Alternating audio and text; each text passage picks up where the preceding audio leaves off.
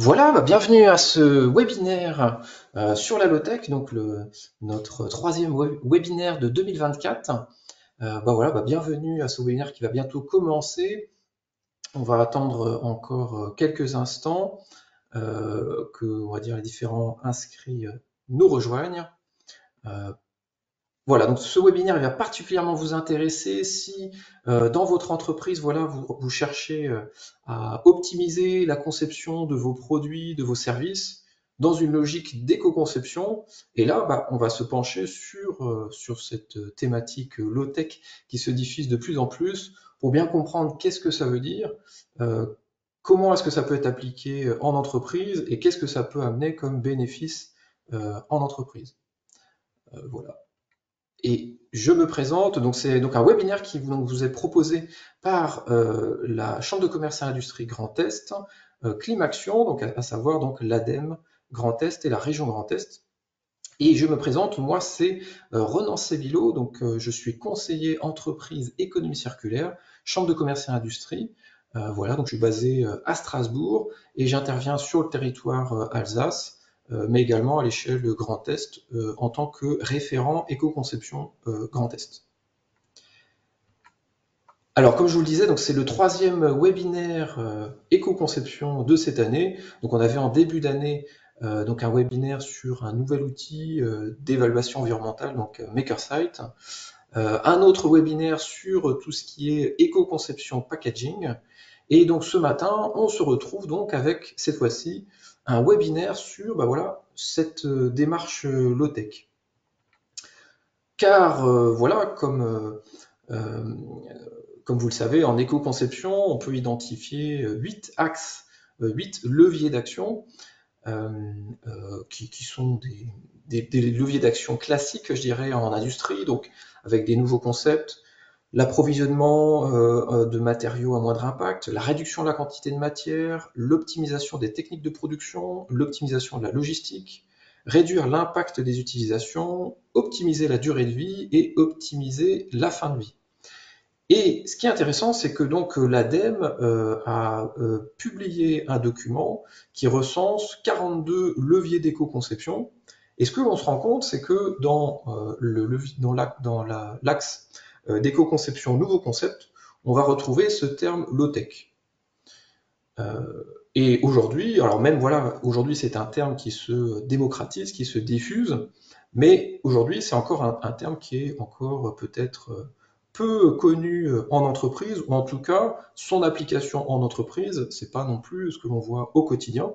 Et donc l'objectif pour vous avec ce webinaire, c'est de bien comprendre qu'est-ce que ça veut dire une démarche low-tech et en quoi ça peut être bénéfique euh, euh, dans une activité industrielle, dans une entreprise. Alors je fais un petit pas de côté avant je dirais de finir cette introduction avec l'IA. Alors l'intelligence artificielle, c'est un exemple finalement de haute technologie, de high-tech auquel maintenant, on va dire, le grand public est confronté. Et voilà, ça nous amène un peu à une vision un peu binaire de la société, avec finalement, on a d'un côté l'intelligence artificielle qu'on va opposer à l'intelligence humaine. Et ce qui est intéressant, c'est que maintenant, même on parle dans le milieu de l'intelligence artificielle des doomers et des accélérationnistes. Alors qu'est-ce que c'est que ces deux termes? Ce sont finalement dans la communauté de ceux qui développent l'intelligence artificielle, ces deux camps. Voilà, vous voyez, c'est très binaire. Les doomers, ce sont ceux qui pensent qu'il y a un risque que à un moment donné, l'IA sera à un niveau de développement tel qu'elle pourrait remettre en cause la civilisation humaine. Donc une approche, un peu une vision catastrophiste.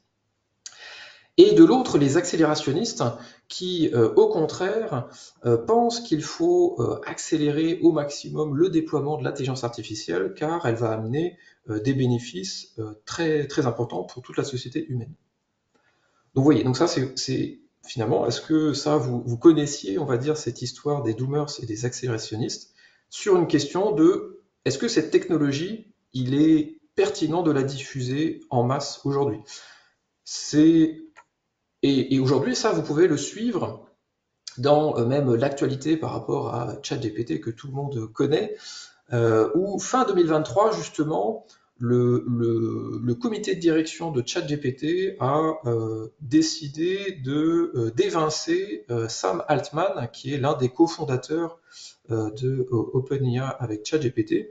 Pourquoi est-ce qu'il a été évincé? Et ben parce que finalement, dans ce comité de direction, les doomers ont à un moment donné été en majorité, ont été majoritaires et ont eu potentiellement une crainte que cette intelligence artificielle arrive à un niveau de puissance tel que c'était le moment de vraiment on va dire, taper un coup de poing sur la table et de dire voilà, on limoge le fondateur de ChatGPT parce qu'il y a ce risque de catastrophe amené par l'intelligence artificielle. Alors finalement, Sam Altman est revenu, et donc le fait qu'il revienne dans ce comité de direction, c'était interprété comme étant les accélérationnistes ont gagné. Donc vous voyez, c'est quand même quelque chose d'assez incroyable. C'est comme si, lors de l'invention du moteur diesel, les créateurs du moteur diesel ou moteur thermique s'étaient réunis autour d'une table et se posaient la question: est-ce que le moteur thermique va apporter plus de bénéfices à la société ou est-ce qu'il ne va pas amener à une catastrophe planétaire? Voilà. Donc, mais on voit à travers cet exemple de l'intelligence artificielle vraiment cette réflexion sur la technologie. Est-elle très bénéfique pour la civilisation humaine ou au contraire est-ce qu'elle peut amener des éléments qui sont, on va dire, potentiellement embêtants pour la civilisation humaine? Et justement, sur ce sujet, hop, est-ce que vous vous positionnez comme doomers ou accélérationnistes? Voilà, c'est un petit sondage que l'on vous lance. Voilà, donc c'est à brûle pour point. On vous laisse répondre. Donc là, super, vous êtes déjà la moitié à avoir répondu. D'habitude, vous êtes plus rapide. C'est vrai que c'est une question comme ça, à brûle pour point. Allez, vous êtes 70% à avoir voté et je vais partager le résultat du sondage. Et donc, vous êtes plutôt, on va dire ce matin, 68%, on va dire plutôt doomer et 32% accélérationnistes. Voilà, en tout cas, merci pour votre retour. Donc là, voilà, ce matin, les doomers ont gagné. Donc voilà, il faut toujours faire attention dans on va dire dans une discussion de ne pas arriver sur un clivage des pour et des contre. Ça peut très rapidement être contre-productif. Mais en tout cas, donc ce matin, eh bien, pour bien comprendre voilà cette démarche low-tech, vous avez la chance d'avoir trois intervenants de trois structures, donc avec l'ADEME national, Labeltech et l'atelier circulaire, et vous allez chacun apporter un regard complémentaire et différent sur qu'est-ce que c'est une démarche low-tech appliquée, et en particulier appliquée en entreprise, et en quoi ça peut avoir un intérêt en entreprise. Voilà, alors du coup, on va pouvoir commencer le tour de table par l'ADEME. Bonjour à tous. Charlotte Bonjean, du coup de l'ADEME, comme disait Ronan. Moi, je suis en charge pour le niveau national de tout ce qui est allongement de durée d'usage des produits, donc réparabilité, durabilité et tous les similaires. Et j'ai également une casquette low-tech, voilà, donc qui consiste à mettre en place une politique publique autour des low-tech et une fois qu'elle sera mise en place, à pouvoir la porter, la déployer avec l'aide des directions régionales. Ok, et vous êtes basé en ce moment À Angers, tout à fait. à Angers, voilà, donc Strasbourg, Angers. Très bien, on continue un petit peu le Tour de France avec Labeltech. Bonjour à toutes et à tous, Loïc Perrochon, donc co-gérant de Labeltech, qui est une jeune entreprise basée à côté du Havre, en Normandie, dont la mission est de professionnaliser les low-tech. Ok, super. Et puis on revient à Strasbourg avec Atelier circulaire. Bonjour, moi je suis Marion Roulet, je suis coprésidente bénévole de l'association Atelier Circulaire, qui est une association strasbourgeoise plutôt jeune aussi, on a 1 an et demi.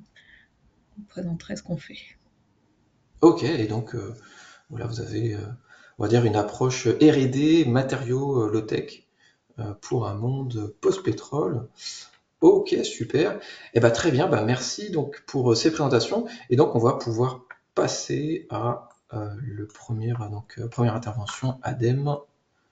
Hop, et Anne-Charlotte, je vous désigne comme présentateur pour que vous puissiez partager votre écran.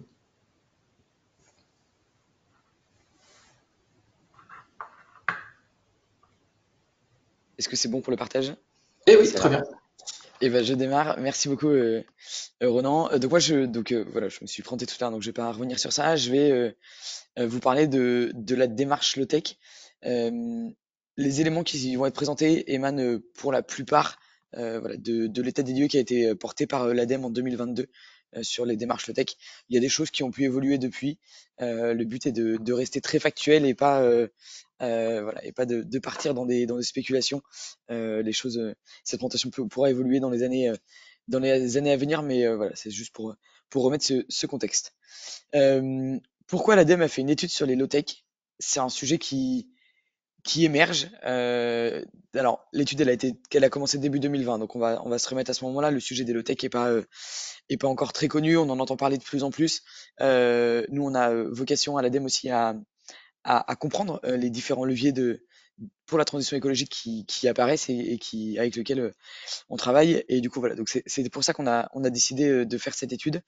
Euh, un peu de contexte voilà, environnemental, mais je pense que vous avez tous les informations. Depuis les années 50, on a une grosse augmentation de la consommation de ressources, on a des évolutions technologiques, hein, les téléphones sont de plus en plus perfectionnés, les ordinateurs y compris, et du coup c'est vrai que bah, tous ces éléments nous amènent à dire qu'on n'est pas dans une phase de transition écologique, et donc c'est pour ça que voilà, on a décidé d'aller vers les low-tech.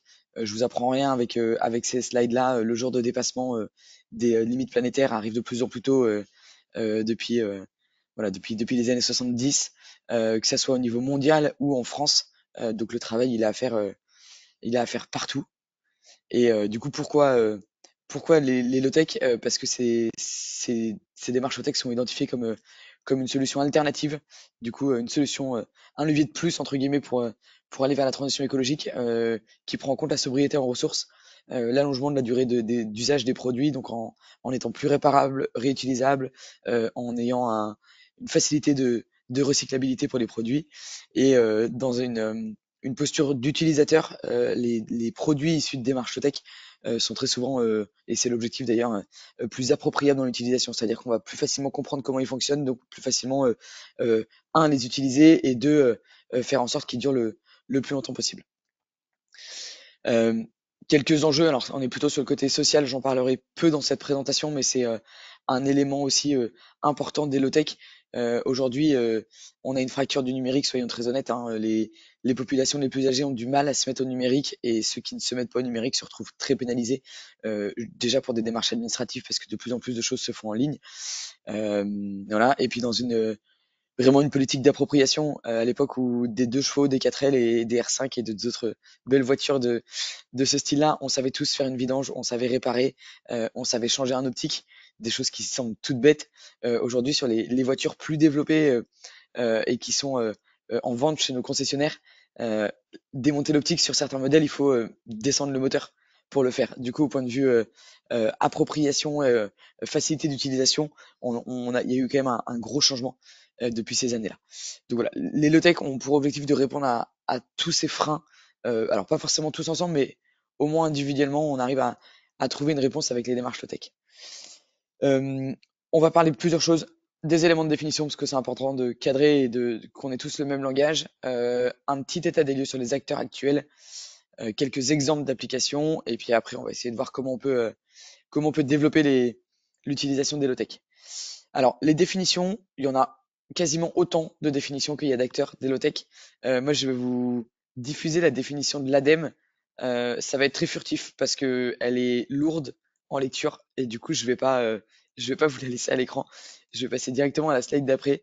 Ce qu'il faut retenir de la définition de l'ADEME, c'est que déjà, on parle de démarche dans son entièreté. C'est-à-dire qu'on va pas forcément regarder que le produit ou que la manière dont ça a été produit ou que la démarche enfin, l'idée de conception ou la manière dont ça a été conçu. C'est vraiment, voilà, dans son entièreté. Et on n'est pas low-tech dans l'absolu. et ça c'est vraiment important, on est plus ou moins low-tech qu'une autre solution qui répond à un besoin équivalent. Pour illustrer ça, si mon besoin c'est de me déplacer de 5 km sans charge, une Dacia, pour citer des marques, sera plus low-tech qu'une Tesla, par contre sera moins low-tech qu'un vélo. Donc on est vraiment voilà, dans une posture de relativité. Et les éléments qui sortent de la définition, c'est ces 3 critères, utiles, durables et accessibles, qui ont été proposés par le Low-Tech Lab il y a plusieurs années et qui font consensus auprès de tous les acteurs. Voilà, donc on retrouve dans la notion d'utilité des notions par exemple de questionnement du besoin. Est-ce qu'on a vraiment besoin du produit? Est-ce que notre solution répond à un besoin et est-ce qu'elle répond justement à un besoin ou de manière complètement farfelue entre guillemets? Dans la notion de durabilité, on va retrouver évidemment les impacts environnementaux, donc la durabilité côté ressources, mais on va aussi retrouver la durabilité dans le temps de l'usage du produit, donc avec voilà, toute la notion de réparabilité, de faire d'entretien, facilité d'entretien et des choses comme ça. Et après l'accessibilité, on parle souvent d'accessibilité financière, les low-tech étant généralement plus sobres en ressources et plus simples en conception. On a une accessibilité financière, mais il y a aussi une accessibilité d'usage dont je vous parlais juste avant. Si on nous vend entre guillemets un produit pas cher mais dont on ne sait pas se servir, on perd la notion d'appropriation et du coup on perd l'intérêt en fait d'aller vers cette solution-là. Et on s'est amusé entre guillemets dans l'étude à comparer les low-tech aux autres concepts de l'économie circulaire. L'objectif était double, était un de mettre en avant les différences et deux de voir si s'il y avait des concepts qui étaient similaires et si les low-tech n'étaient pas un nom supplémentaire pour quelque chose qui existait. Du coup, on s'est vraiment basé sur les 3 critères. Donc c'est pas on descend pas dans un détail très fin, mais voilà, on s'est basé sur ces 3 critères utile, durable et accessible. On fait souvent le parallèle entre les low-tech et l'éco-conception. Ils ont tous les deux des objectifs de durabilité. Pour autant, l'éco-conception n'a aucun objectif d'utilité. On peut éco-concevoir tout et n'importe quoi. Il n'y a pas de dans l'éco-conception, la définition de base, on n'a aucune notion de besoin et d'utilité. Donc les low-tech viennent compléter par ça. L'économie de la fonctionnalité prend en compte l'utilité, le besoin et la durabilité. Par contre, la notion d'accessibilité n'est pas forcément une priorité dans l'économie de la fonctionnalité. La notion de sobriété va être très centrée sur le besoin et sur l'utilisation, un peu moins sur la durabilité et moins sur l'accessibilité. Et l'innovation frugale, on va retrouver les 3 mêmes critères. Nous, on a fait le choix dans la définition de l'ADEME de faire le parallèle avec l'innovation frugale pour 2 raisons. La genèse n'est pas la même. Les low-tech, c'est des contraintes environnementales. L'innovation frugale, c'est plutôt des contraintes économiques. Pour autant, dans les finalités qu'on trouve aujourd'hui, il y a énormément de similitudes de produits ou de services qui émanent de démarches low-tech ou de l'innovation frugale. Ça, c'est la première raison. Et la deuxième raison, c'est une histoire de sémantique. Low-tech, c'est de l'anglais, il y a le mot low dedans, c'est en antinomie pardon, avec les high-tech, c'est pas toujours voilà, perçu à sa juste valeur. L'innovation frugale dans les entreprises, en tout cas, est peut-être mieux perçue et entre guillemets plus vendeur pour pouvoir mettre le pied dans la porte et faire en sorte que les entreprises s'approprient aussi cette démarche low-tech. Quelques besoins pour le déploiement des low-tech en entreprise. Pour être très honnête, vous n'allez pas changer votre entreprise en un claquement de doigts. Voilà, ça se fera pas comme ça. Ça demande des adaptations, ça demande une prise de recul, déjà une prise de conscience. Et voilà. Et donc quelques éléments qui font que si c'est pas respecté, on aura du mal à faire en sorte que la low-tech devienne commercialisable. Évidemment, le respect des exigences réglementaires. On va pas aller contre la réglementation, on va pas aller contre les notions de sécurité de la personne. Le but de créer des solutions low-tech ou de produire avec des méthodes low-tech et pas de mettre en péril la vie de vos salariés, absolument pas.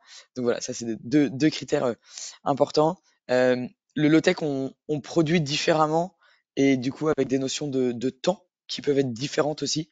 Donc ça peut avoir un certain impact sur la productivité. L'objectif c'est qu'il soit le plus limité possible, voilà, pour pas tout mettre en péril et cet impact limité va aussi permettre d'avoir la fiabilité opérationnelle et du coup l'accessibilité sociale. Les éléments sont liés de ce qu'on retrouve sur la slide.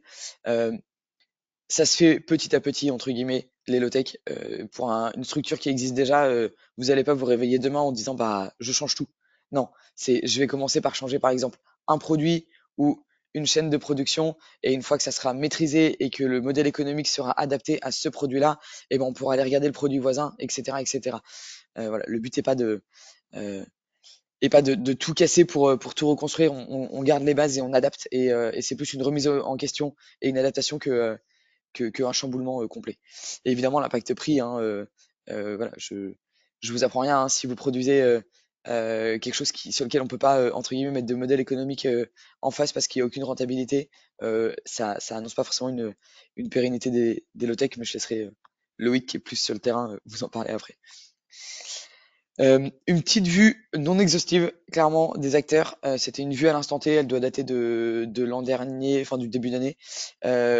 On a choisi, nous, de catégoriser les acteurs en différentes catégories. Donc les metteurs en œuvre, ceux qui réalisent, ceux qui font, les gens qui financent, parce que c'est important aussi d'avoir des soutiens pour pouvoir initier des démarches tech, les personnes qui animent, conseillent, accompagnent, qui aident les entreprises au déploiement de la démarche tech.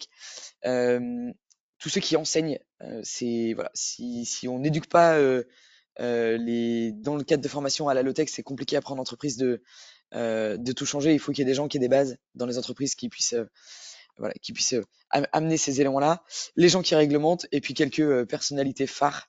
Voilà, s'il y a de l'auditoire qui ne se retrouve pas dedans, j'en suis désolé, c'est une vue qui est non exhaustive et qui évolue en permanence. Ce qui est important, c'est que nous, on a vraiment identifié deux mouvements qui sont connectés et qui se croisent. Donc, il n'y a pas de scission entre ces deux mouvements. On trouve une partie plutôt industrielle qui est basée sur des modèles économiques avec des marchés en place et un ancrage national ou même international pour certaines structures, et une partie plutôt artisanale, sans aucune mauvaise pensée, hein, mais plutôt le monde associatif, ou des toutes petites entreprises qui ont des ancrages très locaux, très territoriaux. Et donc ma slide n'arrive pas. C'est live, voilà. Du coup, on a réparti ça comme ça, donc on retrouve les 6 catégories. C'est des logos, il y en a certains que vous connaissez, hein. Je prends des grosses boîtes, Orange, Bouygues, les parents, l'Uni, je pense que tout le monde connaît. Decathlon, évidemment, j'ai pas mis de logo à jour. Voilà, les enseignements, on voit ça se développe de plus en plus au niveau beaucoup des écoles d'ingénieurs. Ça se développe au niveau des écoles de design aussi, également des écoles de commerce, donc ma slide n'est pas à jour. Les financeurs, on va retrouver l'ADEME, on va retrouver des régions, des collectivités, les animateurs. Il y a de plus en plus d'entreprises, de bureaux d'études, d'associations, de structures quelconques qui accompagnent les entreprises à la démarche tech. Loïc, ma slide n'est pas à jour, tu n'apparais pas encore. Les influenceurs, c'est des noms dont vous avez dû entendre parler, je pense, à un moment ou à un autre. Un Philippe Biwix, qui est l'auteur du livre L'âge des low-tech, sorti en 2014, qui a été la personne qui a remis les low-tech à l'ordre du jour en France, parce que c'est un terme qui date des années 70 quand même, qui avait pas trop été saisi. Voilà, donc notre chef à nous, entre guillemets. Et puis après, voilà, d'autres intervenants dont on entend parler régulièrement. Et ce qui est important, et je l'ai mis volontairement, c'est ceux qui réglementent. On a parlé juste avant du fait qu'il fallait respecter les réglementations pour déployer les démarches tech en entreprise. Aujourd'hui, il n'y a personne qui réglemente. On s'adapte aux réglementations qui existent. Pour autant, on sait qu'il y a des freins au déploiement des démarches tech qui sont liés à des réglementations. C'est pas la vocation de l'ADEME, je vais être très cash sur ça, de faire changer les réglementations. Par contre, d'accompagner et de participer à des groupes de travail pour essayer d'être influente sur la réglementation. Oui, on est capable de faire ça. Est-ce qu'on manque de maturité aujourd'hui et de vrais retours pour faire évoluer ces réglementations? Je sais pas vous dire, mais c'est un point qui a été identifié et malheureusement sans solution à ce jour. Je vais essayer de concrétiser un peu tout ça. Quelques exemples d'applications, et à la fois du produit, à la fois du serviciel, parce qu'on est vraiment dans cette politique-là sur les démarches tech. J'ai essayé dans les présentations de vous remettre quel a été l'élément phare entre guillemets de la démarche tech pour la réalisation de ces produits. Donc on retrouve la boîte à histoire, l'Uni. Elle était à l'époque faite en Chine avec un écran LED et compagnie. Puis il y a eu tout un questionnement du besoin est-ce qu'on a vraiment besoin d'un écran, ou est-ce qu'un jeu de LED dessous la coque plastique suffit. Voilà. Et du coup, ils ont réindustrialisé en France déjà, et en enlevant cet écran qui n'apportait pas, en fait, qui ne répondait pas à un besoin dans l'usage du produit. Le réchaud à bois de chez Decathlon, qui était vraiment une idée d'utiliser la ressource disponible à l'instant T et pas avoir une bonbonne de gaz à recharger au milieu de sa rando. Voilà, et donc ça c'est un réchaud qui est commercialisé par Decathlon depuis 2 ans. Euh, Terraillon qui a fait des systèmes de pesée pour la cuisine sans pile, avec un système de dynamo, c'est-à-dire que vous faites 2 tours au niveau de l'écran, votre balance elle vous tient 3 minutes, ça suffit largement pour peser votre kilo de farine. Voilà, alors que la pile, bah, elle finit par couler parce que c'est stocké dans un endroit humide et compagnie. Donc c'était vraiment une idée de pas déjà de répondre aux besoins, d'avoir une balance qui fonctionne pendant 2 minutes et pas plus, et de pas avoir à changer les piles qui sont voilà, de la ressource pas forcément très facile à recycler. Euh, on retourne chez Decathlon à droite avec un vélo qui est auto-alimenté. C'est-à-dire que quand on pédale sur le vélo électrique, on génère de l'énergie.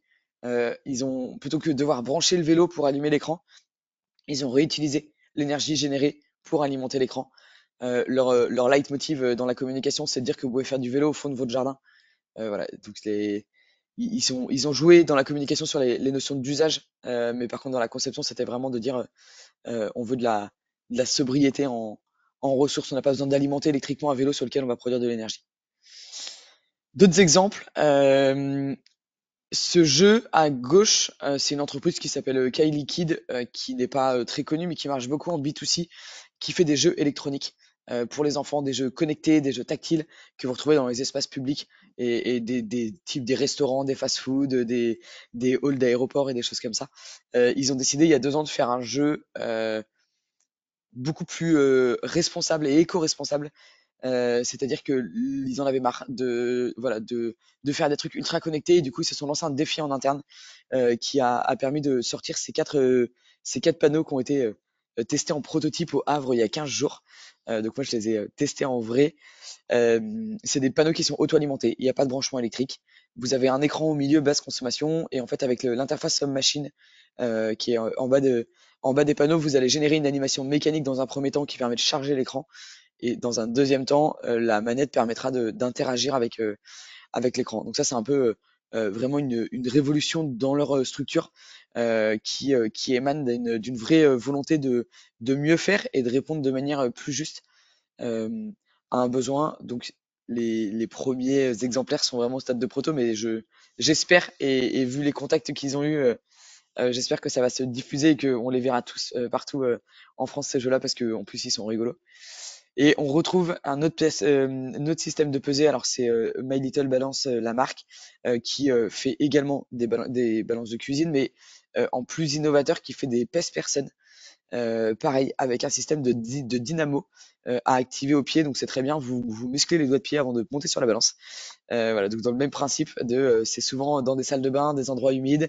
Les piles, ça aime pas trop ça. Et du coup là, on est vraiment dans un système de dynamo. Vous faites 2 clics sur le bouton, vous montez sur votre balance, vous avez le résultat de votre pesée et après elle s'éteint toute seule et on n'a pas besoin de se baisser pour changer la pile et se dire ah mince, c'était le jour où il fallait absolument que je me pèse et en fait j'ai pas de pile. Voilà, donc ça c'est d'un point de vue produit. Et après du côté plus serviciel, on retrouve différentes actions, on retrouve des audits qui sont portés par plein de structures et entre autres la partie en haut à droite que je vous ai montré juste avant avec les gens qui accompagnent, voilà, qui vous permettent d'auditer. Alors là, on est dans l'exemple du bâtiment, mais ça peut être aussi dans la mobilité, ça peut être dans l'agriculture, voilà, de pouvoir faire une vue à l'instant T de l'état de votre structure et voir comment elle peut être adaptée avec des démarches low-tech. Vous avez le Low-Tech Lab, je pense, qui est connu de beaucoup, qui a fait des enquêtes, toute une série d'enquêtes chez différents acteurs voilà, pour mettre en avant les fruits d'une démarche low-tech. On peut retrouver de l'autoconstruction, voilà, de l'accompagnement à l'autoconstruction. Ça peut être des maisons en paille, en chanvre, ça peut être des tiny house. Voilà, on retrouve différentes choses. Donc là, on est vraiment sur le plan serviciel. Et après, d'autres applications qui sont un peu moins industrielles, mais qui sont tout aussi intéressantes. La boulangerie solaire en Normandie, et j'insiste en étant normande sur le en Normandie, oui, on peut faire cuire du pain et vivre d'une boulangerie solaire uniquement. Et donc il fait du pain, mais il fait aussi de la torréfaction. Et Loïc, je te laisserai présenter après. Euh, la tiny house qui a été conçue par le Low-Tech Lab, qui est auto-alimentée en eau et en énergie avec des systèmes de récupération, de phytoépuration et compagnie. C'est une maison dans laquelle il y a 12 applications low-tech. Ils ont vécu 1 an dedans pour montrer que c'était possible et qu'on pouvait vivre différemment.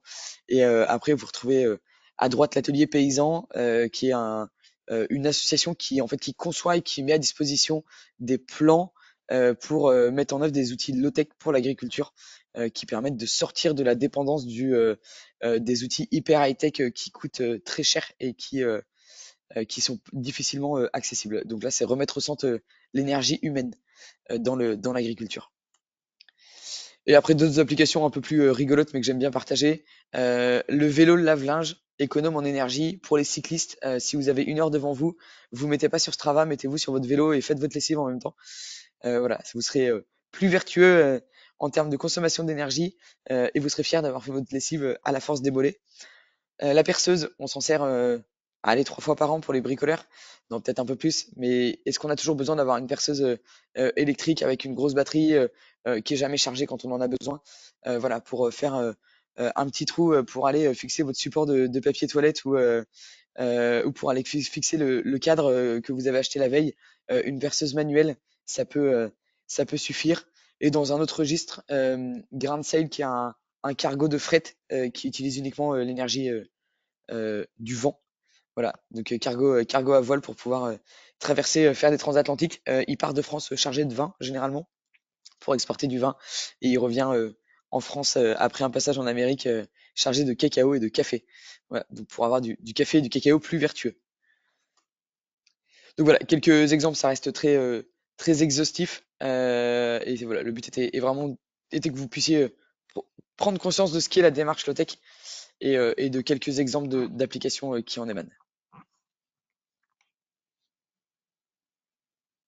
Ok, super.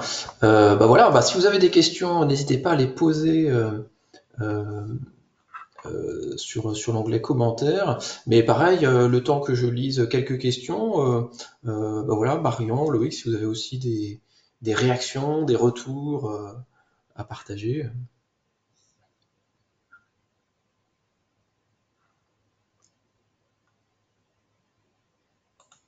Alors sinon, une question, c'est les exemples d'applications présentés à l'instant sont-ils vraiment des systèmes low-tech ou des systèmes éco-conçus? Donc c'est vrai qu'on revient à nouveau un peu à ce côté euh, Alors moi, distinction. ce que je vous ai mis, c'est vraiment des. Je vais revenir sur les slides et je vais vous parler de Kylie Power.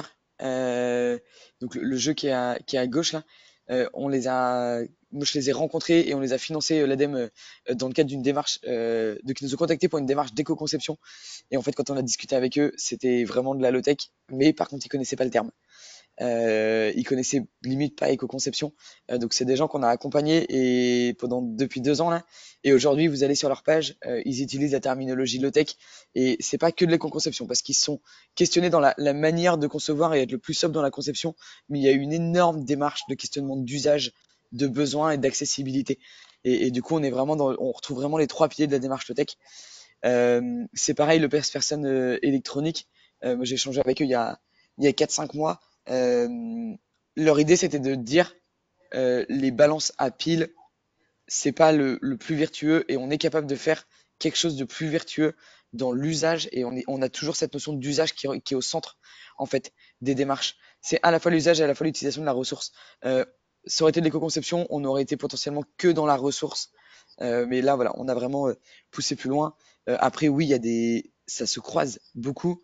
Et aujourd'hui, nous, on parle d'éco-conception avancée, c'est-à-dire que les entreprises qui maîtrisent et qui font beaucoup d'éco-conception, au bout d'un moment, se disent, mais on a optimisé au maximum la conception, comment on peut aller plus loin? Et dans ces cas-là, intègrent dans leur démarche une notion d'usage. Mais si on regarde la sémantique pure de l'éco-conception, il n'y a absolument pas cette notion d'usage qui est intégrée.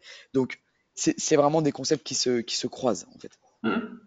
Oui, puis après, voilà, euh, ça peut être un jeu. Est-ce que c'est de l'éco-conception? Est-ce que c'est du low-tech? Après, c'est vrai que le vrai enjeu, c'est, je pense, pour une entreprise qui a déjà cette volonté de travailler sur une démarche environnement, c'est de se dire, ah tiens, ce concept, je le connaissais pas, qu'est-ce qui se cache derrière? Et si je commence à bien comprendre, est-ce qu'en l'appliquant à mon activité, ça me fait apparaître des choses nouvelles? Et en effet, de pouvoir aussi capitaliser ce que d'autres entreprises ont commencé à développer et à voir si ça peut être appliqué sur sa propre activité. Une question un petit peu sur le côté modèle économique, une remarque sur le bike washing, enfin non, je sais pas comment il s'appelle, mais qui du coup n'est pas, qui est intéressant mais qui est pas encore commercialisé. Est-ce qu'il est commercialisé ce... Alors, honnêtement, j'ai pas la réponse. Je sais pas vous dire. Je sais qu'il en existe et il y a des plans d'autoconstruction qui sont disponibles pour adapter un tambour de machine. Moi, j'ai vu voilà, de manière plus artisanale un tambour dans une caisse en plastique avec une courroie d'entraînement qui est reliée à un pédalier de vélo. Donc voilà, il y a des choses qui existent. Cette version-là, je sais pas vous dire si elle est commercialisée. Ce que je peux vous dire, c'est que cette slide-là et la slide du dessus, c'est que des produits qui sont commercialisés. Donc les modèles économiques peuvent être compatibles avec des démarches low-tech. Ça demande de l'adaptation et de la réflexion, mais c'est pas une incompatibilité. Ok, très bien. Bah, du coup, on va pouvoir vous pouvez continuer à poser vos questions, mais on va pouvoir passer maintenant au témoignage de Labeltech. Et voilà, donc je vais faire le passage de relais à Loïc. Ça tombe bien puisque Anne-Charlotte terminait en disant que la low-tech est compatible avec des modèles économiques. Voilà, ça me semblait une bonne transition. C'est une Et excellente voilà. transition. Et continuez à poser vos questions, je pourrais les rattraper après. Voilà. Ok, c'est parfait. Vous voyez bien mon écran? Parfait. Donc je vais vous parler de l'entreprise Labeltech, de ses missions et puis de quelques concepts, outils utilisés par Labeltech. Je vous l'ai dit en introduction, c'est une entreprise jeune hein, qui a 2 ans, qui s'est donné pour mission de concevoir des équipements low-tech pour les professionnels et faire émerger des modèles économiques qui soient compatibles avec les limites planétaires. Pour ça, donc Labeltech développe des produits comme celui que vous voyez sur la gauche de l'écran, qui est un Rocket Stove. C'est un équipement emblématique des low-tech. C'est un petit poêle pour la cuisine collective, la restauration collective, mais à très haut rendement. Donc c'est un projet qui a été soutenu par l'ADEME en 2022. Alors ce qu'on fait chez Labeltech, c'est qu'on identifie des low-tech existantes, comme ce Rocket Stove, pour lesquels il existe plein de tutoriels pour l'autoconstruction, etc. Et puis on va travailler sur des points techniques, en particulier la durée de vie, la réparabilité, Anne-Charlotte en a parlé. Mais un point que j'ajouterais, qui est lié à la réglementation, c'est que nous, on va particulièrement s'attacher à la conformité à la réglementation. Donc, nos équipements sont certifiés CE et également assurables. Donc, les gens qui s'équipent des équipements Labeltech peuvent les faire assurer, ce qui est quand même essentiel pour que ces équipements soient utilisés par des professionnels. Et le dernier point, c'est que tous les équipements développés par Labeltech sont des équipements mobiles, ce qui permet d'encourager la mutualisation des équipements entre professionnels, donc le partage, et donc de baisser les coûts et d'avoir accès à l'économie de la fonctionnalité et de la collaboration, par exemple, à d'autres outils plus compatibles avec le monde de demain. Sur la photo du bas, vous voyez l'équipe de Labeltech qui est devant un four Lightfire qui a été développé par une entreprise finlandaise qui s'appelle Solarfire Concentration. Et récemment, Labeltech est en train d'intégrer l'écosystème Kerlotech, fondé par Alan Fustek, que vous voyez également en bas à droite.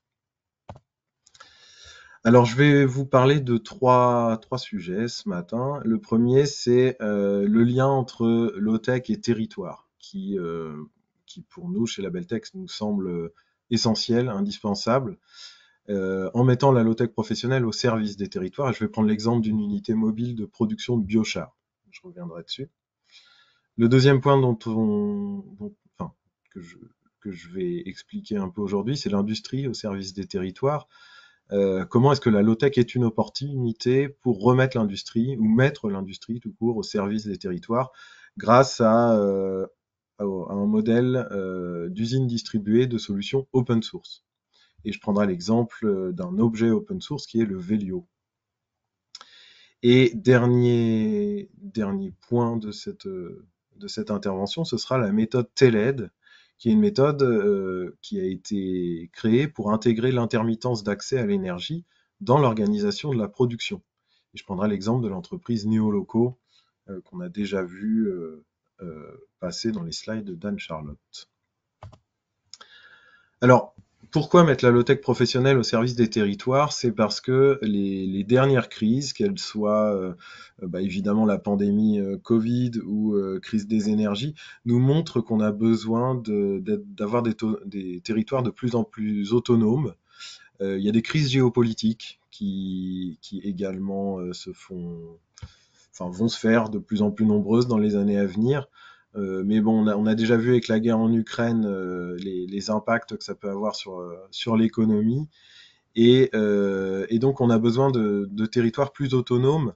On en parle tout le temps quand il s'agit de l'alimentation, de circuits courts. On en parle beaucoup moins quand il s'agit d'industrie en général. Et pourtant, on a aussi besoin de circuits courts pour pouvoir produire des équipements au service des populations du territoire. Alors je vais prendre, pour illustrer ça, l'exemple de cet équipement que vous voyez là, cette grosse cuve, qui est une unité mobile de production de biochar. La Beltech est en train de travailler sur un système similaire, et ça avec plusieurs partenaires sur le territoire de la métropole de Rouen et plus globalement de la Normandie, pour produire du biochar. Le biochar, c'est le produit que vous voyez en haut à gauche, qui ressemble à du charbon.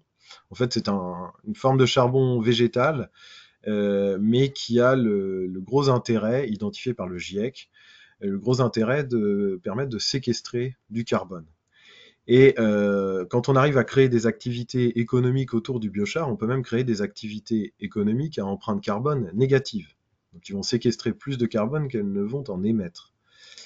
Alors aujourd'hui, sur l'émergence du biochar, on voit des industriels qui se positionnent et qui commencent à produire des grandes quantités de biochar suivant des systèmes industriels qui sont pas toujours remis en cause, qui sont assez business as usual. Là, chez la Beltech, le projet sur lequel on travaille, c'est d'arriver à créer des unités mobiles à taille humaine pour que la production de biochar puisse être mise en œuvre à l'échelle d'un territoire et au service de ce territoire, et très accessible. Pour ça, on travaille avec le Pré de la Bataille, qui est une association d'ESAT, donc d'établissements de services et d'aide par le travail, de travailleurs handicapés, sur la métropole de Rouen, qui ont des activités espaces verts, menuiserie, etc. Et pas mal de biomasse disponible, de déchets biomasse, qui peuvent être transformés en biochar. L'idée, c'est que les gens qui vont utiliser ces unités mobiles de production de biochar vont être des travailleurs handicapés. Donc on va créer ce métier qui n'existe pas aujourd'hui d'opérateur de production de biochar, mais à une échelle artisanale. Et on va la créer avec des travailleurs handicapés pour la rendre particulièrement accessible.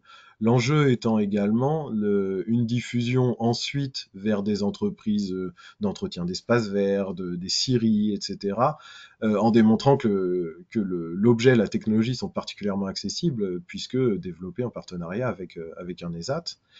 Et ça va permettre aussi, autre volet social, de placer des travailleurs handicapés en milieu ordinaire, puisque quand des industriels vont faire appel à l'ESAT pour transformer des déchets biomasse en biochar, ils vont se rendre compte que ça marche, et puis ils auront un certain volume à transformer, donc ils vont vouloir leur propre pyrolyseur, puisqu'ils auront de quoi le faire fonctionner tous les jours, et il va falloir quelqu'un pour faire fonctionner ce pyrolyseur, et c'est là qu'ils vont pouvoir embaucher des travailleurs handicapés qui sont déjà formés et autonomes sur la technologie, et ça permettra de retrouver des travailleurs handicapés en milieu ordinaire.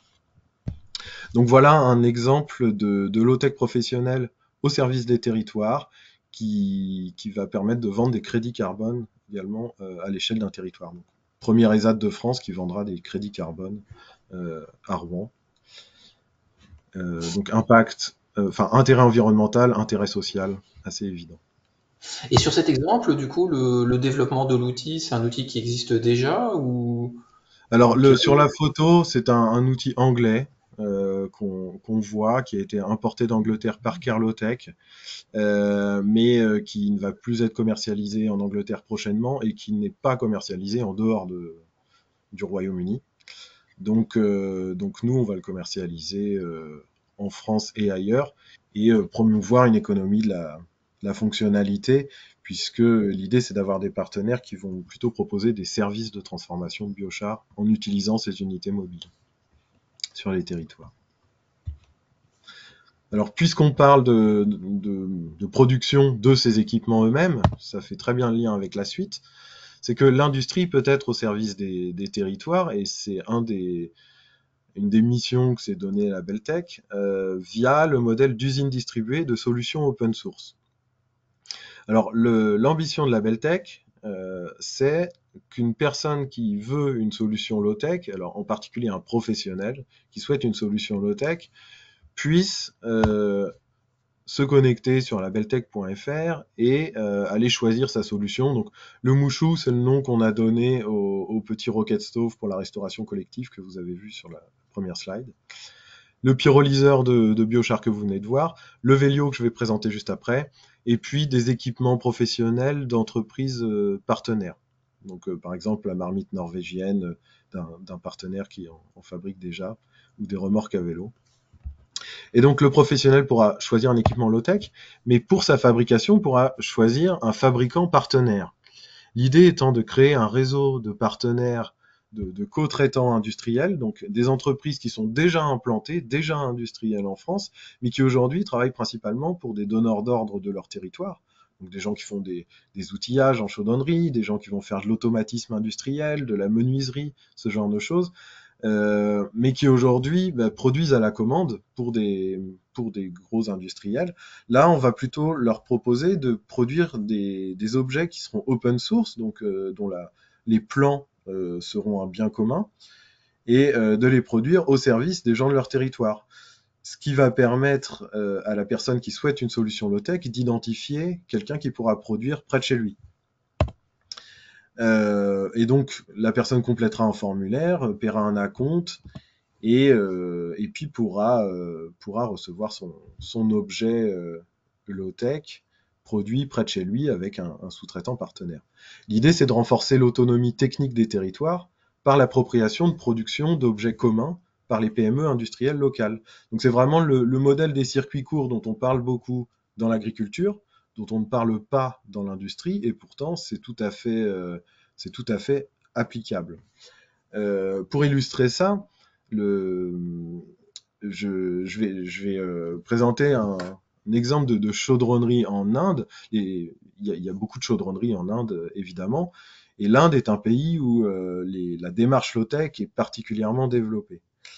Et il y a beaucoup de chaudronniers en Inde qui ne savent pas lire, et donc qui travaillent sans plan, mais qui savent produire des objets complets, des objets qui sont fonctionnels, qui ne sont pas forcément au niveau de qualité, un niveau de qualité qui serait acceptable en France, parce que là, il y a un décalage de perception sociale et culturelle qui fait que ça ne va pas être acceptable en France. En revanche, ils font des objets fonctionnels. En France, on ne peut pas aller voir une entreprise de chaudronnerie et lui dire « fabrique-moi tel objet dont j'ai besoin ». Parce que l'entreprise va dire « bah non, moi il me faut des plans, faut que ce soit conforme à la réglementation, etc. » Et chez la Beltech, on est persuadé qu'il y a un entre-deux, entre le modèle industriel indien et le modèle industriel français. On peut avoir des chaudronniers qui sont capables de lire des plans, mais aussi de produire des objets pour leur territoire. Et on peut avoir ça sur différents métiers. Donc j'en profite pour lancer un appel. On va commencer à constituer ce réseau de co-traitants en France, et en commençant par la chaudronnerie fine. Donc si des sous-traitants de chaudronnerie fine sont intéressés par la démarche, il faut me contacter, tout simplement. Alors j'ai parlé de Velio. Le Velio, qu'est-ce que c'est? C'est ce drôle d'objet. C'est un objet de mobilité qui a été développé par l'association Vélo Solaire pour tous, VSPT, dont vous trouverez l'ensemble de la documentation en open source pour l'autoconstruction sur velio.org. Alors c'est un objet qui a gagné l'extrême défi de la mobilité de l'ADEME il y a 2 ans, je crois, et donc qui permet de transporter plusieurs personnes, comme vous voyez à l'écran, à 25 km/h, Et surtout, c'est un objet open source qu'on peut se construire soi-même. Donc, pour environ 3 000 €, on va commander les pièces à droite à gauche, et puis on va se l'assembler soi-même. Bon, c'est du boulot. C'est du boulot de le faire. C'est pas accessible. Enfin, c'est accessible techniquement, mais c'est pas accessible à tout le monde dans le sens où tout le monde ne va pas se lancer dans l'autoconstruction. Donc, on a identifié avec l'association VSPT le besoin d'avoir plusieurs modèles de diffusion du Vélio. Et pour ça, on travaille avec l'association VSPT à construire plusieurs offres du Vélio. Donc évidemment, la documentation open source pour l'autoconstruction restera sur velio.org et est disponible pour tout le monde gratuitement. Mais on va aussi proposer des kits à autoconstruire, mais des kits industriels. C'est-à-dire que sur le modèle de l'usine distribuée que vous avez vu juste avant, vous pourrez contacter un sous-traitant près de chez vous qui vous fournira votre Vélio en kit. Et là, l'autoconstruction sera plus facile. Ce sera un petit peu plus cher que de commander soi-même à droite à gauche toutes les pièces. Le niveau du dessus, ce sera des ateliers de formation à l'autoconstruction avec les kits industriels et les moyens industriels des partenaires. Donc on prend le même kit, mais ce coup-ci, l'usager pourra partir en formation dans un atelier participatif pour produire son propre Vélio, mais sous la tutelle d'un instructeur en équipe avec plusieurs personnes en même temps qui produisent leur Vélio. Et ça permet de monter en compétence. Et évidemment, un objet que vous aurez fabriqué vous-même, vous serez capable de le réparer à volonté, à l'infini, pendant toute sa durée de vie, parce que vous serez capable de changer n'importe quelle pièce. Donc ça va être un petit peu plus cher, parce qu'il y a le coût de la formation en plus. Et puis, il y aura une version du Vélio plus chère, qui sera l'objet clé en main. Donc là, il sera possible d'acheter un Vélio clé en main quand on n'est pas en mesure d'aller à une formation à l'autoconstruction, qu'on ne se sent pas de se lancer dans l'autoconstruction. Il y a aussi plusieurs modèles de... Donc, il y aura sûrement de la prestation de service. Alors, là, c'est sur la slide Vélio, mais c'est vrai que ce sera pas forcément illustré sur le Vélio. Mais c'est pour vous montrer que, comme disait Anne-Charlotte, low-tech et modèle économique, c'est compatible, parce qu'en fait, on peut avoir des modèles économiques qui reposent sur plusieurs sources de revenus et qui répondent à différents types de besoins, différents types d'usages. Et donc, on n'est pas obligé d'être uniquement dans une économie linéaire où on achète de la matière pour la transformer, la vendre. On peut être aussi avec une petite part d'économie linéaire, mais aussi des ateliers de formation à l'autoconstruction, des systèmes de kits, s'appuyer sur l'open source et travailler entre réseaux de partenaires pour produire des objets qu'on a mis en commun. Voilà, je vais assez vite parce que je sais qu'il y a un temps limité sur ce webinaire. Est-ce qu'on diffuse le sondage maintenant ? Oui, c'est vrai, je t'avais demandé un sondage, je veux bien, ça m'intéresse. Hop. Et puis je terminerai après sur le dernier point. Ouais. Donc là vous avez vu finalement ces différentes options pour accéder à un outil. Donc c'est vrai que c'est pour le coup, pour moi c'est nouveau quoi. Je connaissais pas ce mode de diffusion de produits. Et vous voilà, si demain vous deviez accéder à un vélo, donc c'est des vélos vraiment type vélo cargo avec plusieurs personnes qui peuvent monter dessus. Est-ce que vous préférez plutôt télécharger le plan open source, recevoir le kit à construire vous-même, ou plutôt recevoir le kit et aller vous former dans un atelier, ou plutôt achat sur étagère à l'ancienne, on va dire. Ok, voilà, donc là c'est vrai que c'est à nouveau une question un petit peu pointue, mais là c'est bien, vous prenez assez rapidement la décision, et je vais partager donc le résultat. Et donc résultat, donc vous êtes 12%, donc oui, je vais aller chercher le plan open source et je m'occupe de tout le reste. 35%, je veux plutôt le kit à autoconstruire. Une majorité finalement sur le kit et on me forme sur le montage. Et 8% sur recevoir le produit, on va dire, sur étagère. Voilà, super. En tout cas, merci pour vos réponses. Sur ce format Vélio. C'est très intéressant. Alors, est-ce que je peux terminer ma petite présentation en finissant sur la méthode télé ? C'est trop juste. Voilà, tu es encore présentateur, donc tu peux repartager. Ah oui, je peux repartager, c'est parti. Allons-y. Alors, je vais terminer avec la méthode TELED, qui est en fait directement liée à la low-tech. Vous allez comprendre pourquoi. L'idée, c'est une méthode qui a été mise en œuvre par l'entreprise Néoloco en Normandie. Je reviendrai là-dessus. Et donc j'ai travaillé avec Arnaud Créteau de Néoloco pour en faire un outil à disposition des entreprises pour organiser la production autour d'énergies intermittentes. Puisqu'aujourd'hui, le constat, c'est que les énergies renouvelables, pour la plupart, sont intermittentes, dans le sens où le soleil, il n'y en a pas tout le temps, le vent, c'est pareil. Ça, c'est le premier constat. Et puis le deuxième constat, c'est que même des énergies continues deviennent intermittentes. Type les ruptures d'approvisionnement sur le gaz qu'il y a pu y avoir début 2021 en Allemagne, en Pologne, et le gaz était devenu une énergie intermittente. Ou la production d'électricité dans des provinces du sud-est chinois début 2022 a été intermittente également parce que la capacité du réseau électrique ne permettait pas d'alimenter tous les industriels en même temps. Et donc les industriels produisaient 3 jours par semaine seulement et tournaient entre eux. Et donc électricité produite dans des centrales à charbon. Donc là, électricité issue du charbon, mais intermittente quand même.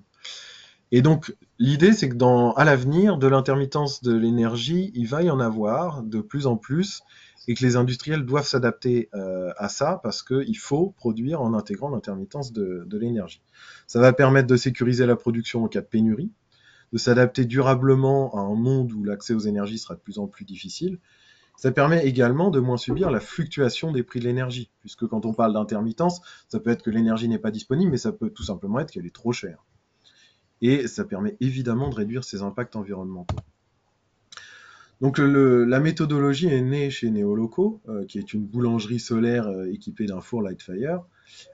C'est une innovation méthodologique parce que Néoloco est une entreprise de boulangerie et de torréfaction qui aujourd'hui emploie 4 TP et fonctionne avec une énergie intermittente en Normandie et fonctionne bien.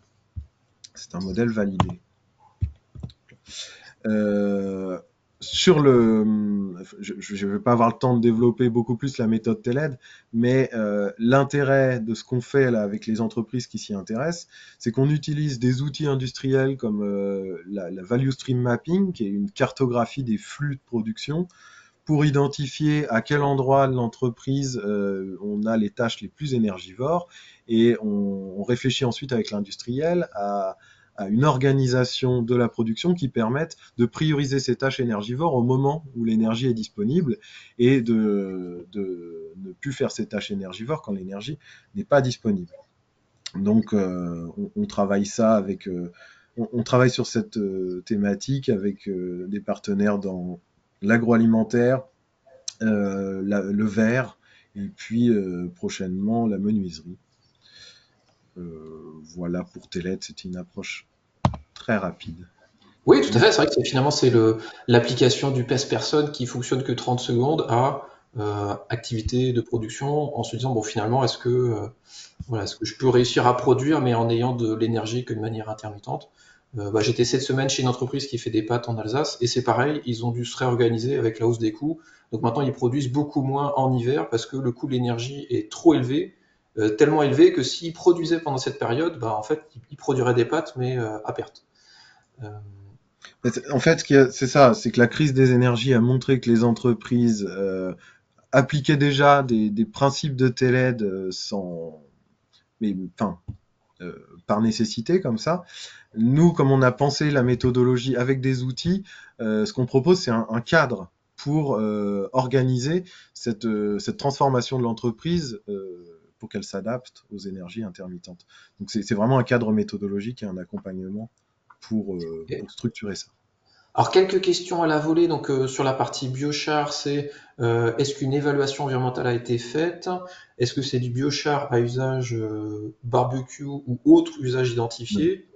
Alors, L'évaluation environnementale n'a pas été faite. J'espère qu'on aura les financements à un moment donné pour le faire.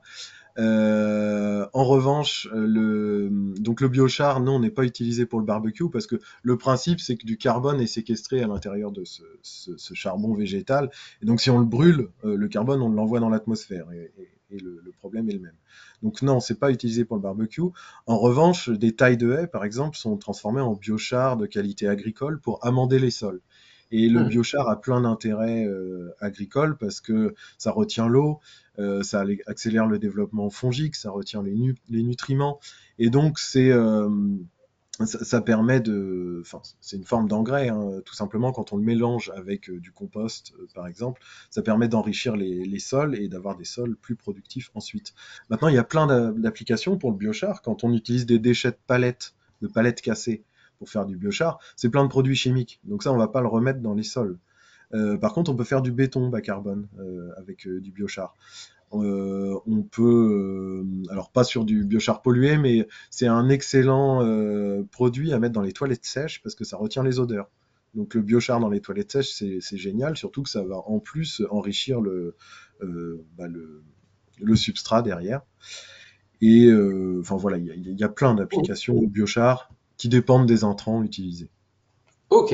Et dernière question avant de passer à circulaire, c'est aussi, je pense que c'est vraiment aussi très, très, voilà, très disruptif aussi cette approche de construction d'un réseau au niveau national. Et entre guillemets, je suis entrepreneur, j'arrive avec mon produit qui est open source et finalement, plutôt que de m'embêter à recréer toute une chaîne de fournisseurs, chaîne de valeur, de distribution, demain, quand cela c'est en place, j'ai tout de suite accès à plein de PME qui pourraient produire mon produit.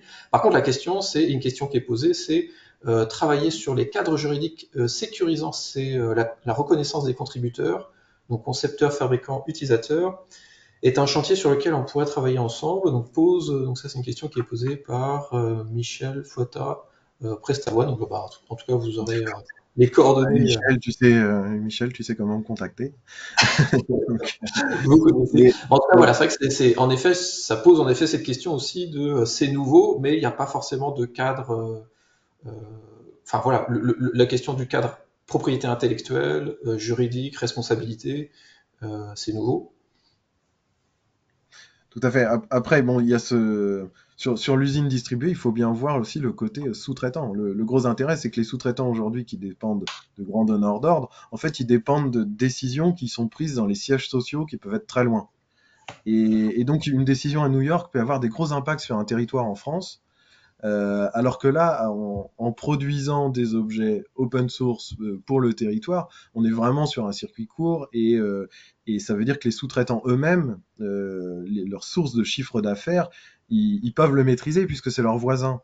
Ils sont en contact direct avec eux. Et ça va permettre petit à petit, quand ils vont avoir une part de leur chiffre d'affaires de plus en plus importante sur des objets open source, ça va leur permettre de s'émanciper des grands donneurs d'ordre et de rééquilibrer un petit peu le rapport de force dans les échanges commerciaux avec des grands groupes de leur territoire.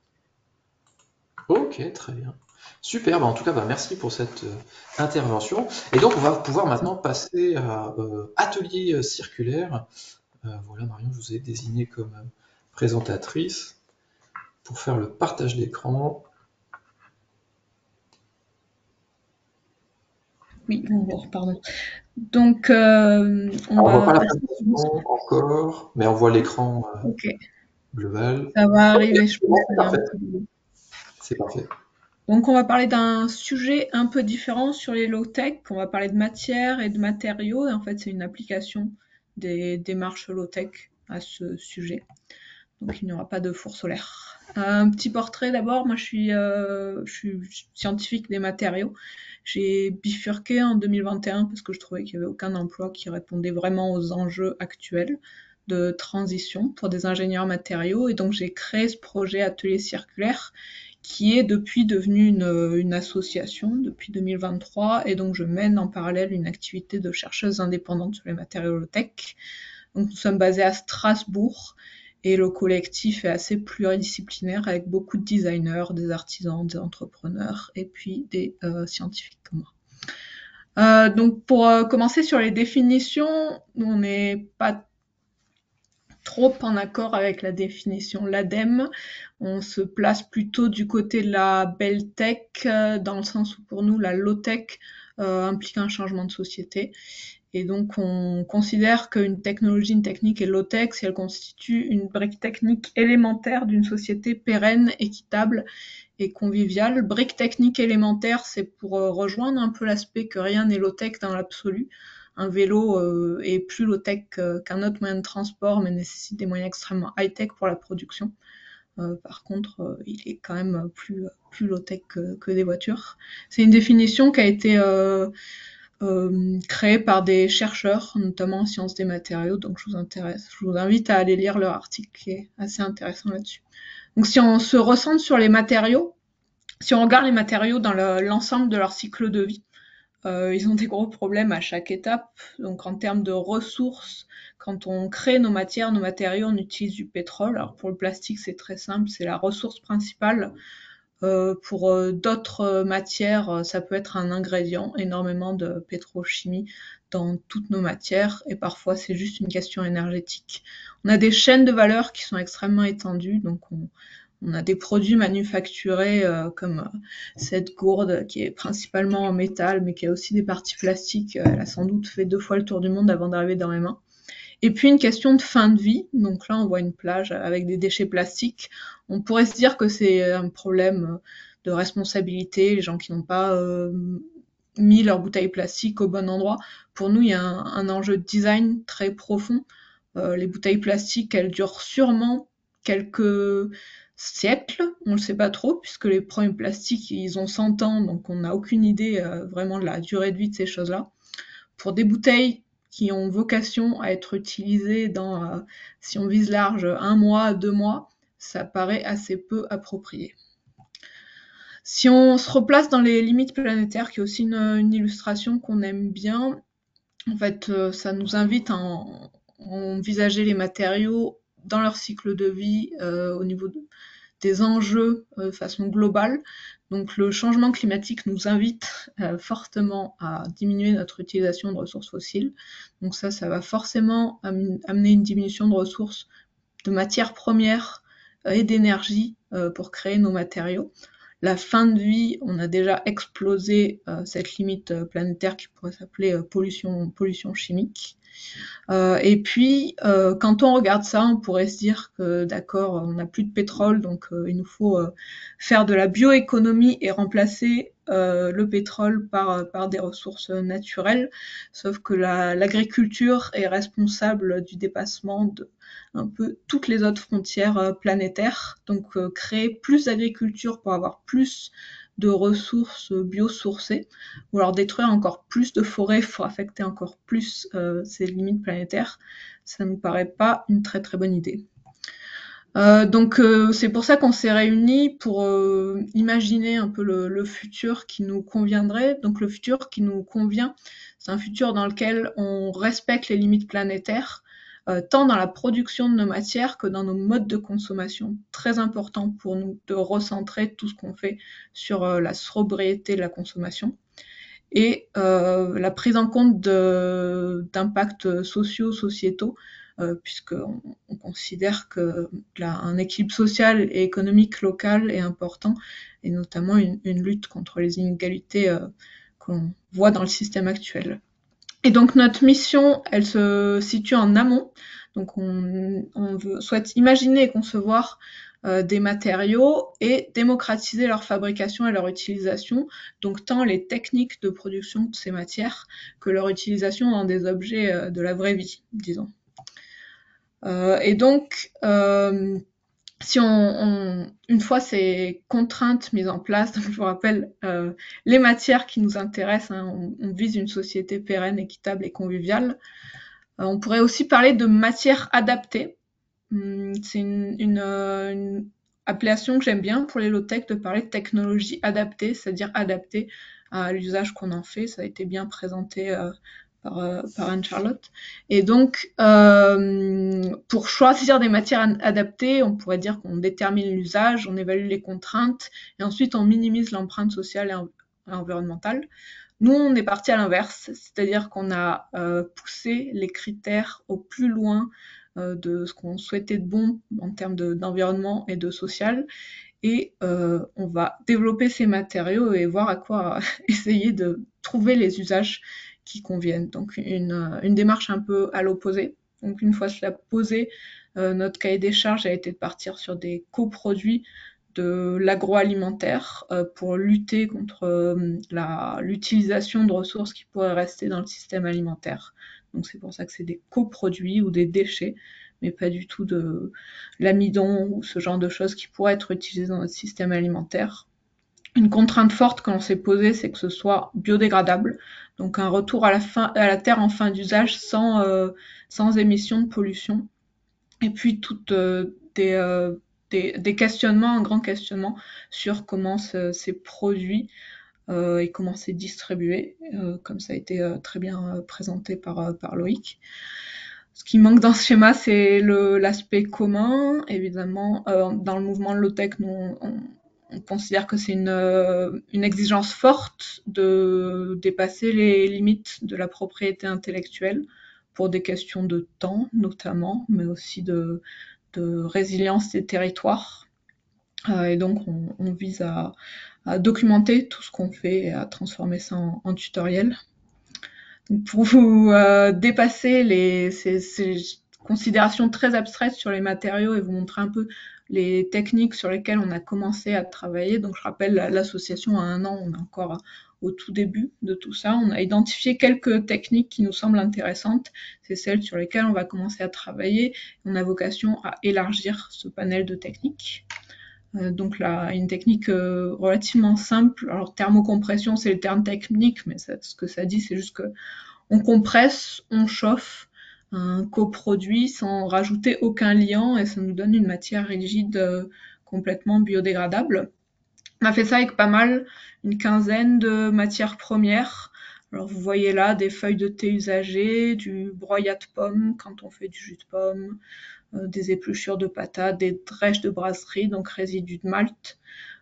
Tout ça, ça peut être récupéré auprès d'un particulier, ce qui serait assez long, on va dire, en termes de récupération. L'échelle qui nous intéresse, nous, c'est plutôt les petits producteurs de l'agroalimentaire qu'on a sur le territoire strasbourgeois, donc des producteurs de jus de pomme, des friteries, des légumeries qui vont préparer leurs légumes, ce genre de choses, des moulins pour le son de blé.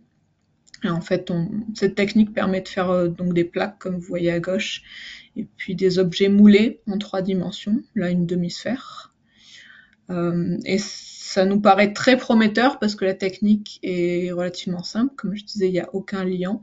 Ça permet de faire une matière qui est aussi rigide parfois qu'un panneau de particules de bois avec une colle formaldéhyde plutôt toxique d'un fabricant que je ne nommerai pas. Leur contrainte principale, c'est qu'ils n'aiment pas l'eau.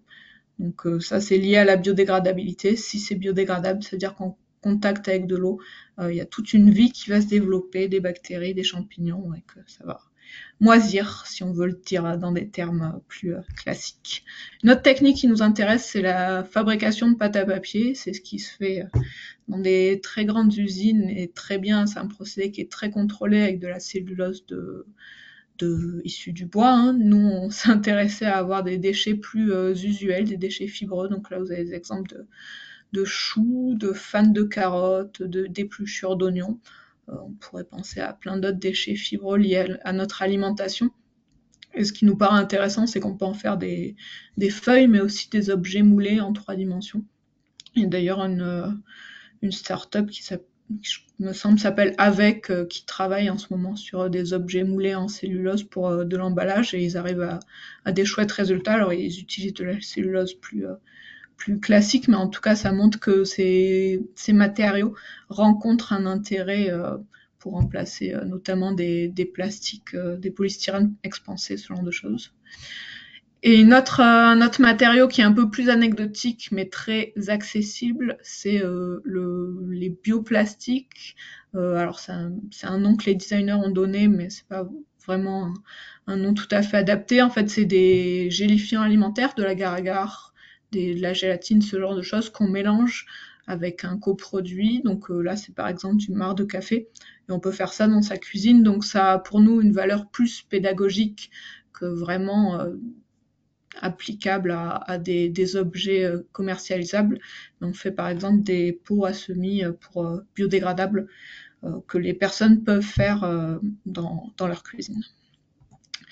Donc une partie de nos activités, c'est de faire de l'expérimentation collective sur ces matières, c'est vraiment le cœur de l'objet, mais aussi sur le cœur de l'association, mais aussi sur les objets qui utilisent ces matières, et puis les machines qui vont permettre de les mettre en forme. Donc vous voyez là, broyeur à pédale, un séchoir solaire. On revient sur cette idée de briques techniques élémentaires. La mise en forme de matériaux, c'est une brique technique, mais il y a les briques techniques en amont, sur le broyage de la matière, le séchage, qui nous semble intéressant d'investiguer aussi.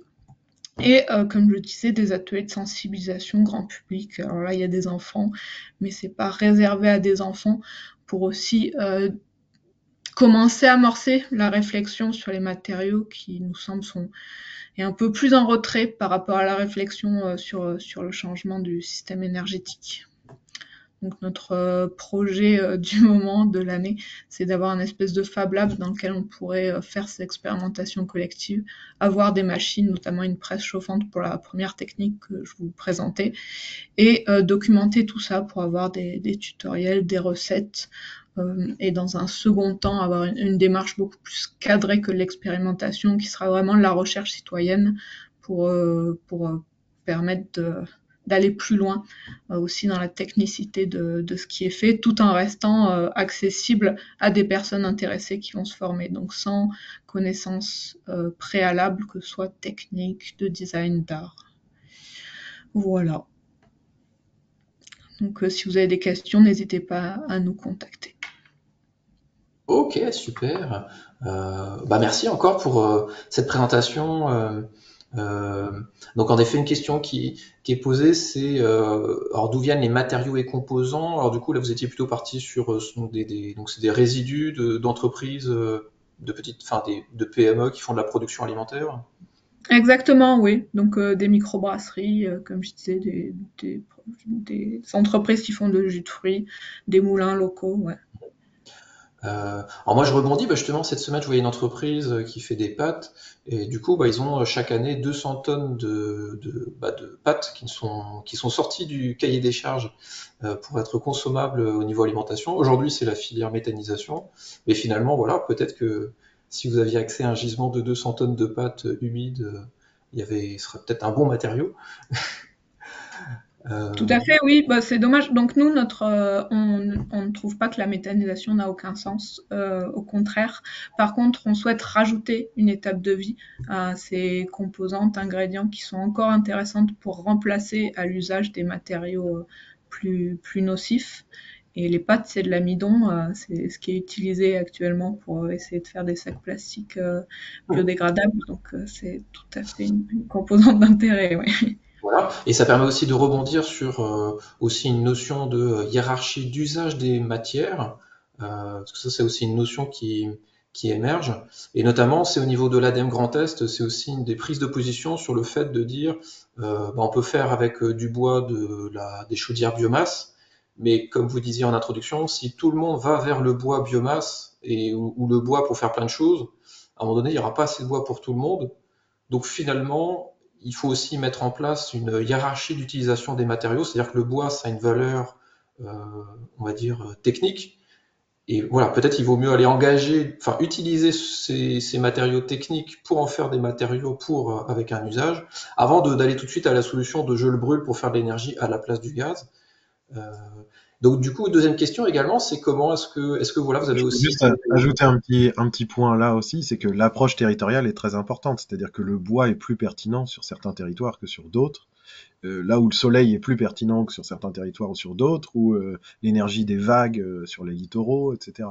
Et donc, parler de la biomasse en règle générale, il faut rentrer un peu dans le détail du territoire et pour quel usage.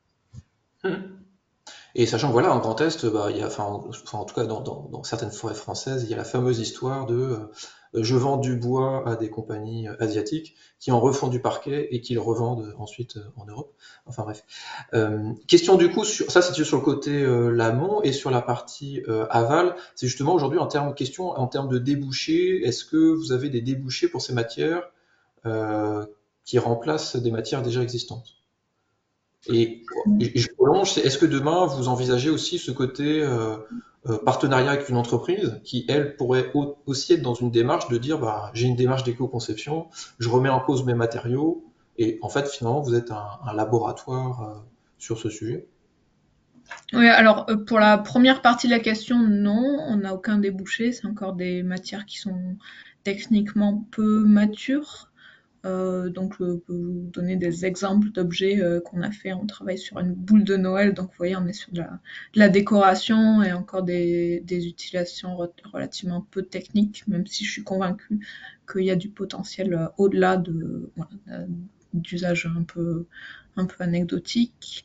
Et sur la deuxième partie, je pense que ça nécessiterait que l'entreprise soit très courageuse, parce que non seulement il y a ce côté maturité de la technologie, mais aussi maturité de la société. Hein. Je pense pas que les gens soient prêts à avoir des chaises en marc de café, ou en tout cas avec les changements dans la matière que ça implique par rapport à une matière plastique dans son entretien, dans sa vie.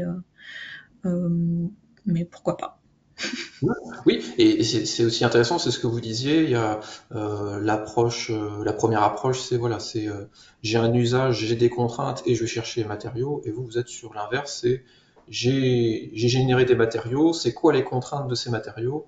Et on va dire la toute dernière étape, c'est voilà. En tout cas, c'est intéressant parce que voilà, comme c'est votre cœur de métier, je dirais la partie R&D matériaux, c'est sûr que ça, comment dire, ça augmente les chances de succès de votre démarche, plus que si c'était une personne qui n'avait pas du tout un bagage, je dirais, matériaux, sachant que voilà, la science des matériaux, ça ne s'improvise pas, je pense. Oui, mais cela dit, moi je pense pas que ce soit. Alors, c'est pas que je pense pas, au sein de l'association, il y a vraiment, on est loin d'être que des ingénieurs matériaux. Et les designers ont une approche beaucoup plus intéressante que nous là-dessus. Donc comment dire, le succès de l'initiative sera en croisant les compétences et les approches. Et au contraire, si je suis sortie du système classique, c'est parce que je trouve que dans le milieu ingénieur et même dans le milieu de la recherche scientifique, on a une approche qui est très high-tech, ou en tout cas sans remise en cause et prise en compte plus globale des enjeux, qui ne nous poussent pas à aller dans la bonne direction. Donc, Je reformule, c'est toujours un travail d'équipe et c'est bien dans l'équipe d'avoir cette compétence. Et en effet, peut-être il y a quelques années, il y a peut-être 10 ans, bah, tous les ingénieurs matériaux étaient en entreprise et n'étaient pas justement dans des structures pour changer les choses. Euh, voilà. En tout cas, c'est vrai que ces notions de briques technologiques, c'est vrai que ça, moi, ça me fait penser notamment également à cette notion de planification écologique. C'est aussi un peu ce côté, ok, finalement, dans 10 ans, comment est-ce qu'on va continuer à manger du pain sur le territoire mais sachant que voilà, faut déjà essayer de se projeter sur bah, qu'est-ce qui va rester comme technologie sur le territoire disponible, sachant que voilà, tout le monde ne pourra pas avoir du lithium, du cuivre x10, x100. Euh, et donc il faudra quand même essayer d'anticiper tout cela. Voilà, si vous avez des réactions euh, avant de... pour rebondir là-dessus, je pense que c'est effectivement, en tout cas mon approche des low-tech, c'est celle-ci, c'est qu'il s'agit de s'appliquer des contraintes environnementales qui sont présentes si on se renseigne, mais je veux dire, elles sont pas présentes. À l'inverse de l'innovation frugale, c'est des contraintes dans le futur. Donc il y a vraiment un travail de prospection, de se dire, on aimerait bien ne pas dépasser les limites planétaires, on aimerait bien limiter notre empreinte carbone, donc retourner sous les limites planétaires parce qu'elles sont déjà largement dépassées. Mais en tout cas, il y a vraiment un effort tourné vers le futur qui peut rendre la démarche peu compréhensible, ou en tout cas la justification peu compréhensible, et qui nécessite de la pédagogie sur les enjeux. Donc je pense que ça complexifie l'accès aux low-tech telles qu'elles sont envisagé, oui. Ok. Et puis rapidement, donc des dernières questions sur voilà atelier circulaire sur la notion de bah tiens pourquoi en effet ne pas faire une chaise en matière marc de café mais recouverte d'une protection. Le côté est-ce que vous avez quelle fin de vie vous prévoyez pour ces écomatériaux et puis après de manière plus large c'est est-ce que vous avez envisagé de mutualiser vos recherches avec d'autres structures en France qui ont la même approche? Alors, sur la protection, oui, ça peut être une idée. En tout cas, c'est sûr que si on change nos approches des choses, ça peut être très bien, protégeant plus nos objets, nos matériaux au quotidien. Sur la mutualisation, tout à fait, notre but c'est d'être le plus ouvert possible. Donc on va essayer de documenter le plus possible et d'être en interaction avec des acteurs qui font des choses similaires. Il y en avait une au milieu, j'ai oublié. Et oui, La c'était fin sur de vie. la fin de vie des matériaux que vous envisagez. Oui, Je crois bah, que vous pour avez- l'instant, tout est composté, enfin, c'est des petits échantillons, donc c'est mis dans les composts des uns et des autres, ça disparaît complètement, mais il y a évidemment plus de travail à faire sur vraiment caractériser cette biodégradation.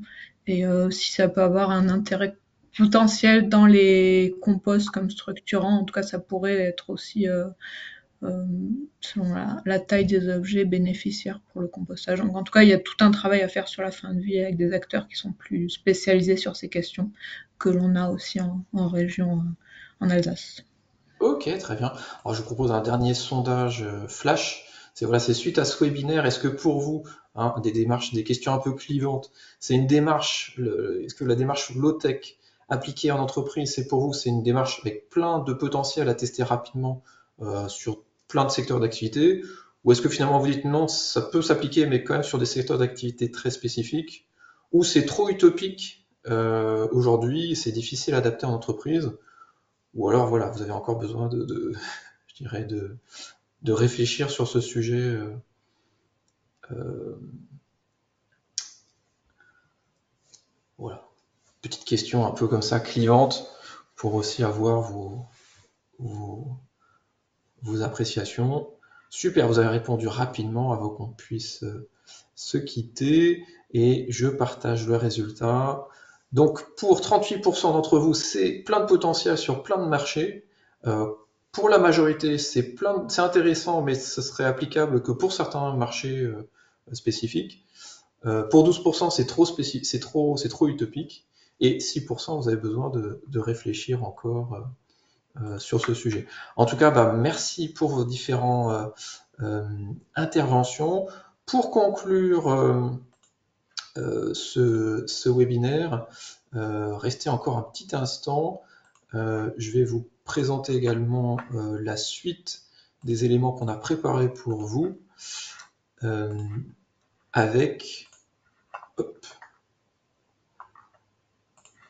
voilà, également un rappel que dans vos entreprises, voilà, si vous êtes basé dans le Grand Est, il y a différentes opportunités qui s'offrent à vous. Donc on a un format opération collective et individuelle donc qui s'appelle Packing Durable.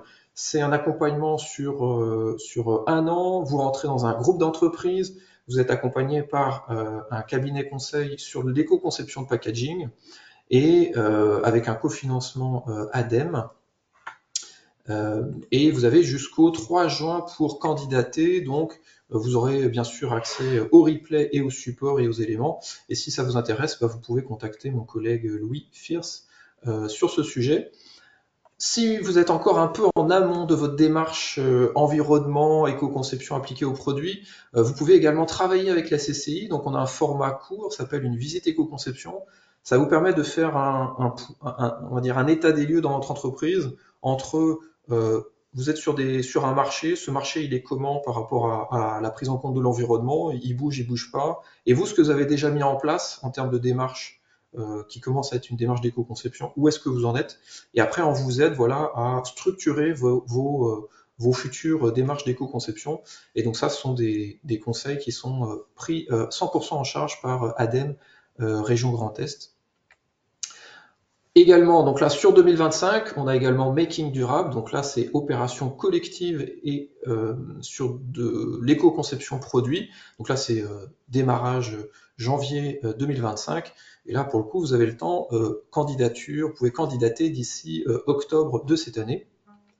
Et puis, tout dernier point, c'est pour vous informer que dans les normes ISO 9001, 14001, 50001, il y a une évolution. C'est que maintenant, on demande, si vous voulez être 9001, 14001, 50001 et autres, être certifié, vous devez maintenant déjà intégrer les enjeux liés à l'adaptation au changement climatique. Donc l'organisme doit déterminer si des enjeux découlent des changements climatiques. Donc voilà, donc il y a voilà, ça c'est une nouveauté qui est intégrée dans toutes les normes socles sur ce sujet. Et donc là, pareil, au niveau de la CCI, donc en partenariat avec l'ADEME et la région Grand Est, on a un format visite climat, donc c'est pour vous permettre de déjà travailler sur où est votre entreprise, qu'est-ce qu'il va y avoir comme crise climatique adaptée à votre territoire, inondation, pic de chaleur, problème d'approvisionnement, c'est déjà le moment en fait de l'anticiper. Et là, vous pouvez déjà travailler sur un début de plan d'action avec ce format visite climat. Voilà, et prochain webinaire, puisque voilà, en tout cas, merci pour vos différentes interventions.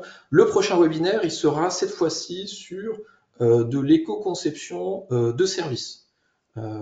Et donc voilà, donc avec l'intervention d'une spécialiste, donc Florie Bugeaud-Remond, sur ce sujet. Et donc vous pourrez également participer à ce prochain webinaire. En tout cas, merci pour vos différents témoignages, ADEME, Labeltech et Atelier Circulaire. Et merci à vos participations. On vous dit à très bientôt. Et puis vous allez pouvoir nous donner vos feedbacks avec le questionnaire de satisfaction qui va bientôt s'afficher. Voilà, si on va dire les intervenants, vous avez également un petit mot de la fin à partager, c'est le moment.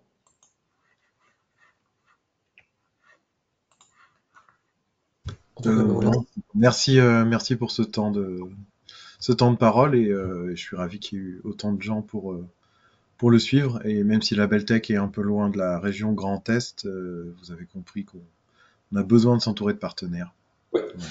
Et il faut qu'on se recontacte. Voilà, en Alsace, on va dire, la chance d'avoir un maillage de PME industrielles tôleries assez développé. Donc voilà, ce sera intéressant de faire passer cet appel pour intégrer ce réseau fournisseur, usine distribuée. Voilà, j'ai appris un nouveau terme aujourd'hui. Très bien. Eh ben, merci à toutes et à tous, et puis du coup, à très bientôt. Merci, au revoir.